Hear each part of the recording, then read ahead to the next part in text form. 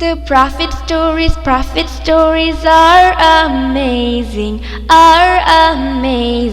We like to hear the prophet stories, We like to hear the prophet stories. Assalamu alaikum. वालेकुम अस्सलाम। इंशाअल्लाह आज हम हजरत उज़ैर अलैहिस्सलाम की कहानी सीखेंगे। क्या आप सब इसके लिए तैयार हैं? जी। तो शुरू करते हैं। बिस्मिल्लाह।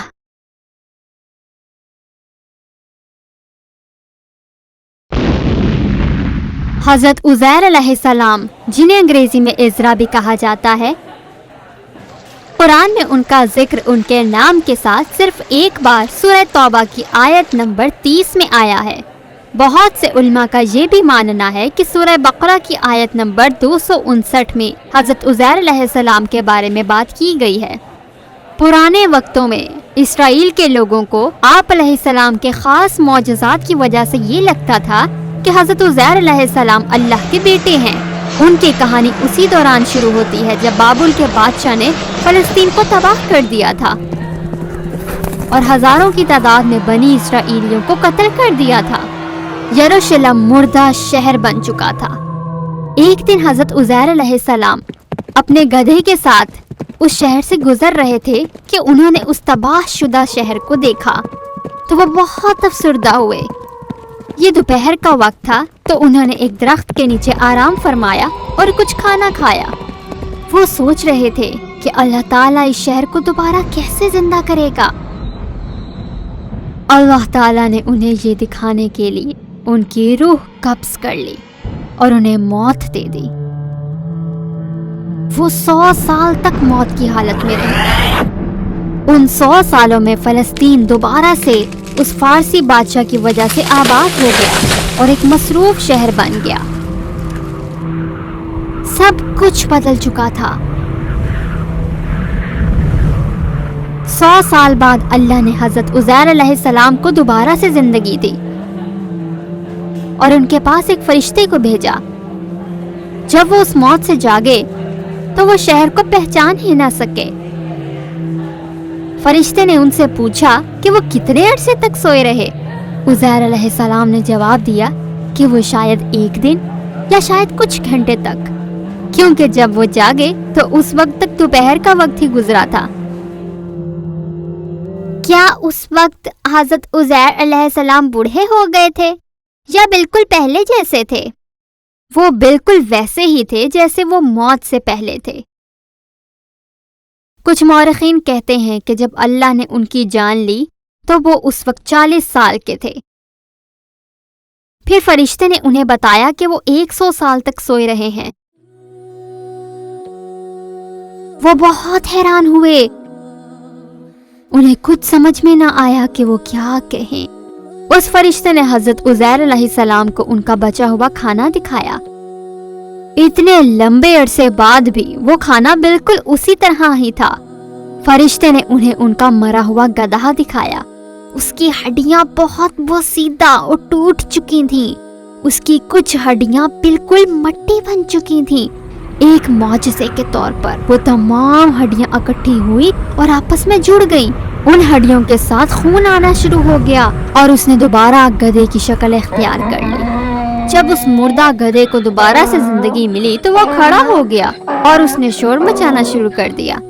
ये पूरा अमल हजरत उज़ैर अलैहिस्सलाम के बिल्कुल सामने हो रहा था। वो हैरान हो रहे थे और उन्हें एहसास हुआ कि अल्लाह के लिए ये सब करना कितना आसान है। वो सब कुछ कर सकता है। उन्होंने अल्लाह से दुआ की और उस सबक पर अल्लाह का शुक्र अदा किया। फिर उन्होंने अपने गधे को लिया और अपने आबाई शहर की तरफ रवाना हुए। वो अपने आबाई शहर और वहाँ के लोगों को पहचान ही ना सके। लोगों ने भी उन्हें नहीं पहचाना कि वो कौन है। आखिरकार आप अलैहिस्सलाम को एक बूढ़ी औरत मिली जो उज़ैर अलैहिस्सलाम को पहचानती थी। वो अंधी हो चुकी थी और चल भी नहीं सकती थी क्योंकि वो अपनी बहुत बूढ़ी उम्र में जा पहुंची थी। उज़ैर अलैहिस्सलाम ने उस औरत से उसके घर और ख़ानदान के बारे में पूछा। اس بوڑھی عورت نے انہیں بتایا کہ وہ ایک عزیر نامی شخص کو جانتی تھی جو کہ بہت سالوں پہلے فوت ہو گئے، اب کوئی بھی ان کے بارے میں نہیں جانتا۔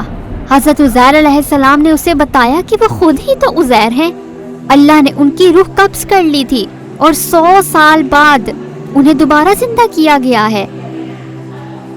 اس بوڑھی عورت کو یقین ہی نہیں آ رہا تھا۔ وہ عورت ان کا پہلے امتحان لینا چاہتی تھی۔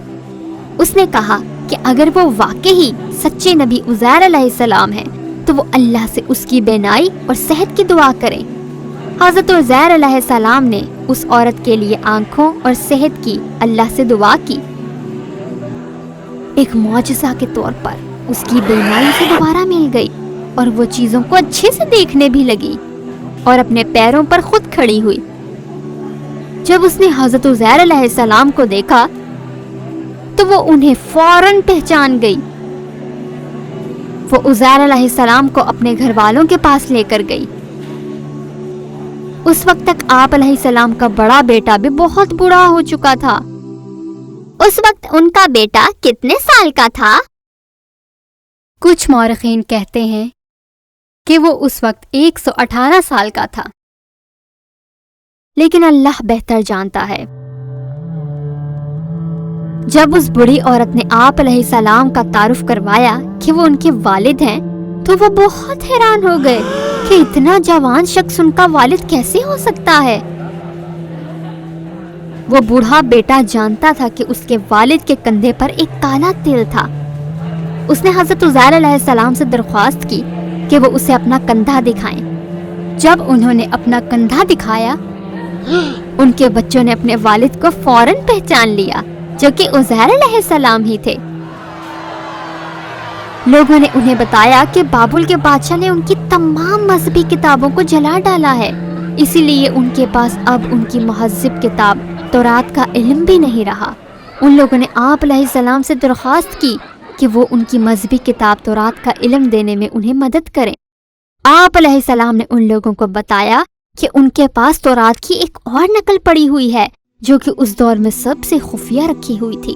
وہ اپنے لوگوں کو تورات ڈھونڈنے کے لیے اس خفیہ جگہ پہ لے گئے۔ انہیں تورات تو مل گئی لیکن وہ بہت پرانی تھی۔ کوئی بھی اس پرانی کتاب سے صحیح طریقے سے لفظوں کو نہیں پڑھ پا رہا تھا۔ ہر کوئی بہت افسردہ ہوا، لیکن حضرت عزیر علیہ السلام نے انہیں بتایا کہ انہوں نے تورات کو حفظ کیا ہوا تھا۔ انہوں نے اللہ کی مدد سے تورات کو لکھنا شروع کیا، جو کہ آج کے دور میں بائبل کا پرانا عہد نامہ کا ایک حصہ بھی ہے۔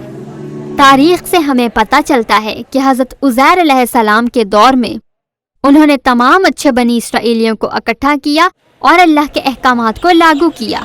اس فارسی بادشاہ کی مدد سے آپ علیہ السلام نے لوگوں کو اللہ کے احکامات کے بارے میں بتایا اور اسے ماننے کے لیے لوگوں پر سختی کی۔